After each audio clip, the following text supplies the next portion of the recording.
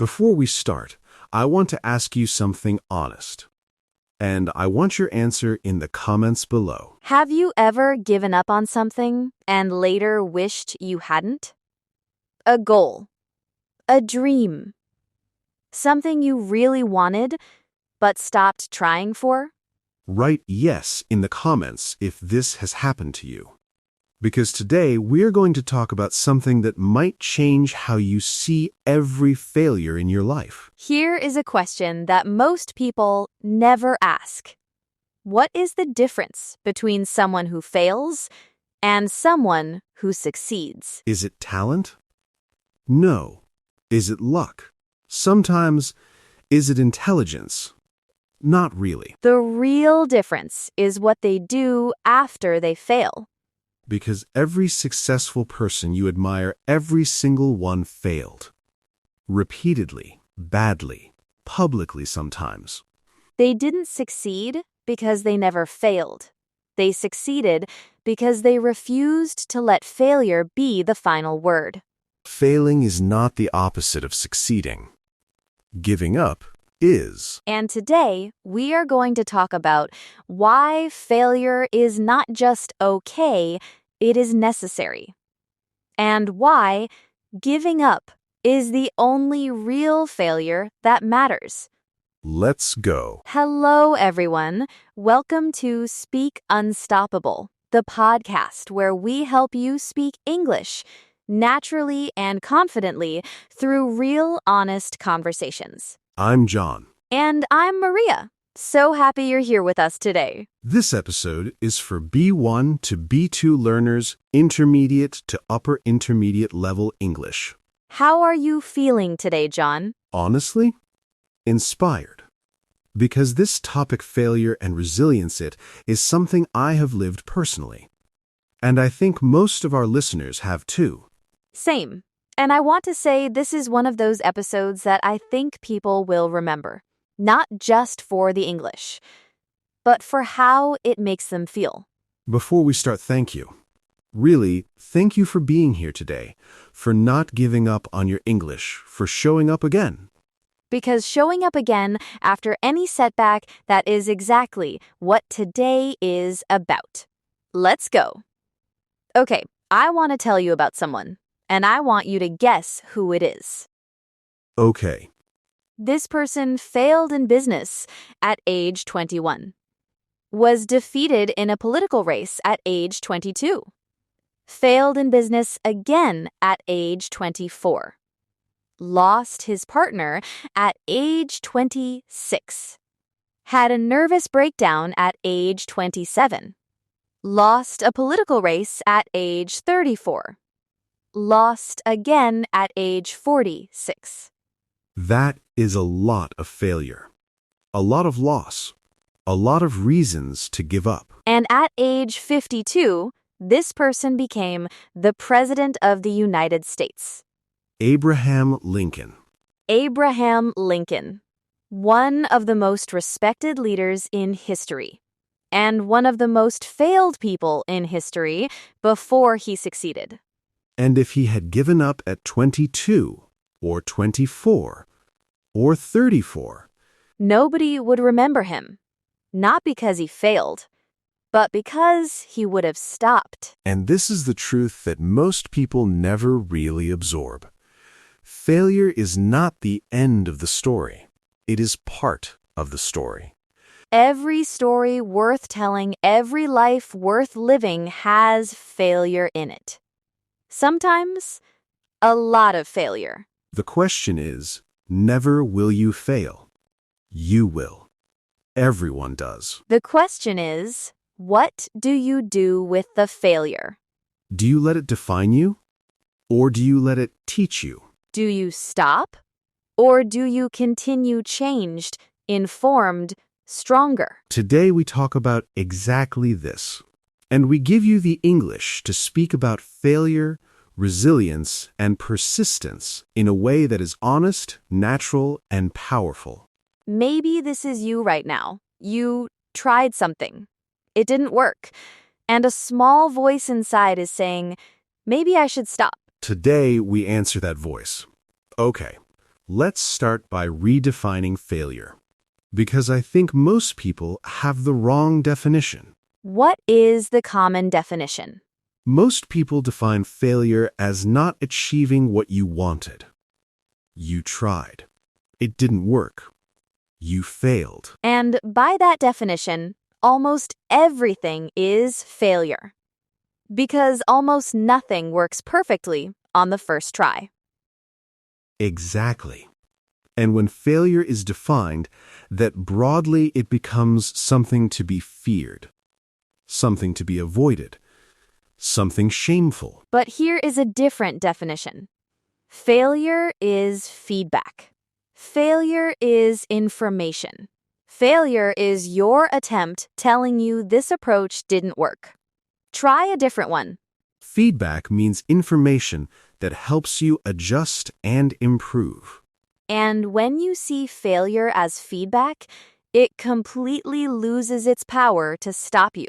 Because feedback is useful. You don't fear useful information. You use it. Thomas Edison, the inventor of the light bulb, tried over 10,000 times before it worked. 10,000 failed attempts. And when a journalist asked him, "How does it feel to have failed 10,000 times?" Edison replied, I have not failed. I have found 10,000 ways that don't work. 10,000 ways that don't work. Each one feedback. Each one useful. Each one step closer to the one way that does work. And that mindset, seeing failure as finding what doesn't work it, is the mindset that separates people who eventually succeed from people who stop. Now, there is something important to distinguish here between productive failure and destructive failure. What is the difference? Productive failure is you try, you fail, you learn something specific, you adjust, and you try again. The failure taught you something. Destructive failure is you try the same thing the same way and you keep getting the same result. Without learning, without adjusting, without changing. And that second kind, that is not persistence, that is stubbornness. Stubbornness means refusing to change even when change is clearly needed. So the lesson is not just keep trying. The lesson is keep trying differently. Keep adjusting based on what you learn. Try. Fail, learn, adjust, try again. That cycle, it is the entire process of growth. And for English learners, this applies perfectly. You try to say something in English. It comes out wrong. That is failure. That is also feedback. The feedback says this phrase needs more practice. Or I need to learn this grammar point. Or my pronunciation here needs work. And you adjust. And you try again. And slowly the failure becomes fluency. Maybe you know this feeling too. You tried something. It didn't work. And instead of learning from it, you just felt bad about it. The feeling is understandable, but the learning is more important than the feeling. Okay, let's talk about giving up. Because this is the real danger. Not failure, but the response to failure that ends the journey. Why do people give up? 3 main reasons. And all 3, they make complete sense. And all 3, they are worth examining. Reason 1, they believe the failure means something permanent about them. I failed this exam, so I am not intelligent. I failed in this business, so I am not meant to be an entrepreneur. I made mistakes in English, so I am not good at languages. They take one failure or several failures and they make it mean something fixed. Something that cannot change. Fixed in this context means permanent, unchangeable, built into who you are. Psychologists call this a fixed mindset, the belief that your abilities and qualities are fixed, set in stone, cannot grow. And the opposite, a growth mindset, is the belief that abilities can be developed, that failure is a stage, not a verdict. Verdict means a final judgment. Like in a court, A fixed mindset person hears failure and thinks the verdict is in. I am not good enough. a growth mindset person hears failure and thinks this is a stage, not the final chapter. Reason 2, they compare their beginning to someone else's middle. This is one of the most painful and common reasons people give up. You start learning English, and you compare yourself to someone who has been speaking English for 10 years, and you think, I will never sound like that. But you are comparing your day 1 to their year 10. That comparison, it is not just unfair. It is completely misleading. Misleading means giving a false impression, making you believe something that isn't accurate. On day 1, that fluent speaker also couldn't form a sentence. They also made every mistake you are making right now. The only difference, they didn't stop. Verdict means a final judgment. Like in a court, A fixed mindset person hears failure and thinks the verdict is in. I am not good enough. a growth mindset person hears failure and thinks this is a stage, not the final chapter. Reason 2, they compare their beginning to someone else's middle. This is one of the most painful and common reasons people give up. You start learning English, and you compare yourself to someone who has been speaking English for 10 years. And you think, I will never sound like that. But you are comparing your day 1 to their year 10. That comparison, it is not just unfair. It is completely misleading. Misleading means giving a false impression, making you believe something that isn't accurate. On day 1, that fluent speaker also couldn't form a sentence. They also made every mistake you are making right now. The only difference, they didn't stop. Reason 3, they underestimate how close they are. This one is heartbreaking because so many people give up just before the breakthrough. Breakthrough means the moment when things finally work, when the effort finally produces the result. They study English for 6 months. They feel like they're not improving. They stop. But if they had continued for 3 more weeks, they would have felt the shift. The moment when English starts to click, when it starts to feel natural. Most growth is invisible for a long time. And then, suddenly, it becomes visible all at once. Like a plant. You water it every day. And for weeks, nothing seems to happen above the ground. But below the ground roots are growing. And then one day, a shoot appears. And within days, it grows fast. The growth was happening the whole time, just not where you could see it. And the people who gave up, they stopped watering the plant. 3 weeks before it was ready to grow. Maybe you know this feeling too. You were close. You didn't know it. And you stopped. Don't stop. You might be 3 weeks from your breakthrough right now. Okay. Practical time. You failed. Maybe recently. Maybe a long time ago. And you want to try again. But something is holding you back. How do you get back up? Step 1. Allow yourself to feel it first. This sounds simple, but most people skip it. They either drown in the feeling for too long, or they push it away too quickly and pretend they're fine. And both extremes, they make the next attempt harder. The healthy approach, feel the disappointment. Acknowledge it. Say this is real. This hurts. And that's okay. Give it time. A day. Maybe 2. Don't make any big decisions in the middle of the feeling. And then, when the feeling has been felt, ask the question that moves you forward. What is the one thing I can learn from this? Not 20 things.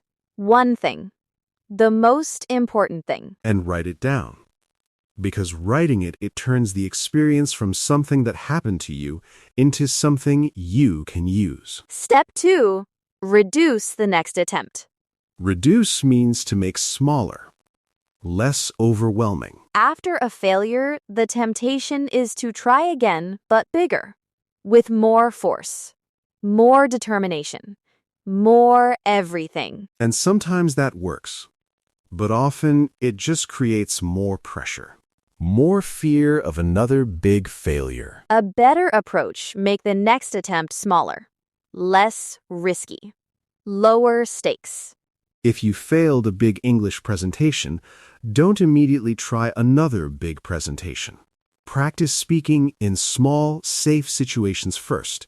Build the confidence back up. Small wins first, then bigger attempts. The success spiral building one small win at a time. Step 3. Change your story. Most people have a story they tell about their failure, and the story usually sounds like this: I failed, which means I'm not capable, which means I should stop. And this story, it feels true, because it's repeated so many times. But stories can be rewritten. The same facts, completely different story. I failed, which means I tried, which means I'm someone who takes risks, which means I'm learning something most people are too afraid to attempt. Same failure, completely different meaning. And the meaning you give your failure, it determines whether you get back up or not. Maybe you know this feeling too. You failed at something. And the story you told yourself made it impossible to try again. Rewrite the story. The failure is the same, but the meaning that is yours to choose. Okay, let's give you the real English phrases. The phrases successful, resilient people use when they talk about failure. Because the language you use about failure, it shapes how you feel about it. And how you feel about it determines what you do next. Category 1 phrases for acknowledging failure without being destroyed by it. It didn't work out the way I hoped, but I learned a lot from it. Notice you acknowledge the failure, and immediately you acknowledge the learning. Both in one sentence. This is how resilient people talk. That was a setback, but it's not the end. Setback means a temporary step backwards, not a permanent stop. A setback implies I will continue, just not from where I was before. I gave it my best shot, and it didn't work this time. That's okay. I'll try differently. Gave it my best shot means you tried your hardest. It's an idiom. Very natural in English. Category 2 phrases for encouraging someone else who has failed. Don't be too hard on yourself. Everyone fails at some point. Being too hard on yourself means criticizing yourself excessively. More than is helpful. This is just one chapter, not the whole story. Failure is part of the process, not the end of it. Category 3 phrases for talking about getting back up. I'm not going to let this stop me. I fell down, but I'm not staying down. This made me stronger. I know that sounds cliché, but it's true. Cliché means something said so often it has lost its power. But some cliques like this made me stronger are cliques because they are true. Category 4 phrases for talking about the value of failure. I learned more from that failure than from 10 successes. Looking back, I'm almost grateful it didn't work out. Because it led me somewhere better. That experience, as painful as it was, shaped who I am today. These phrases, they are honest. They are natural. And they communicate something important about your character. They say I am someone who faces difficulty, learns from it, and continues. And that quality, that resilience, it is one of the most attractive qualities a person can have in any language. Maybe you know this feeling too. You wanted to talk about a failure or a setback, but didn't have the English words for it. Now you do. Use them. Can I share something very personal? Please. 3 years ago, I had a project that I worked on for almost a year. Something I believed in completely. Something I gave everything to. And? It failed. Completely, publicly, in a way that was visible to people I respected. How did that feel? Like the ground disappeared beneath me. I was embarrassed. I was exhausted. And for about 3 weeks, I genuinely considered stopping. Not just that project. Everything. What kept you going? One conversation. With a friend who had failed before me. Who had gone through something similar. And she said something I will never forget. What did she say? She said the failure is not the most important moment. The moment after the failure, that's the one that defines you. The moment after. Not the failure itself, but what you do in the moment after. That is who you are. And what did you do in that moment? I started again. Smaller, different, with everything I had learned from the failure built in. And 2 years later, what I built from the ashes of that failure, it was better than anything I had built before it. not despite the failure. Because of it. Because of it. Completely. And I want to say something to everyone who is in that moment right now. The moment after a failure. The moment when stopping feels easier than continuing. You are not at the end. You are at the most important moment. The moment that defines you. And what you do next, it matters more than anything that came before. Remember, this failure is not the opposite of success. It is the road to it. Say it again. Failure is not the opposite of success. It is the road to it. Every failure is one step on that road, and giving up is the only way to leave the road forever. Stay on the road. Okay, everyone. Let's slow down now. Word tour time. Key words from today. Say them with us. Word 1, resilience. This means the ability to recover from difficulties, to bounce back after failure or setback. Example 1, her resilience after losing her job was remarkable. Within 3 months, she had built something better. Example 2, resilience in English learning means continuing after every mistake, knowing each one makes you better. Resilience is not given. It is built. One recovery at a time.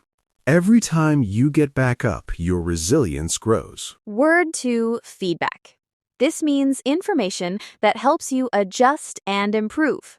Example 1, he reframed every failure as feedback and his progress accelerated dramatically. Example 2, correction in English, is feedback, not judgment.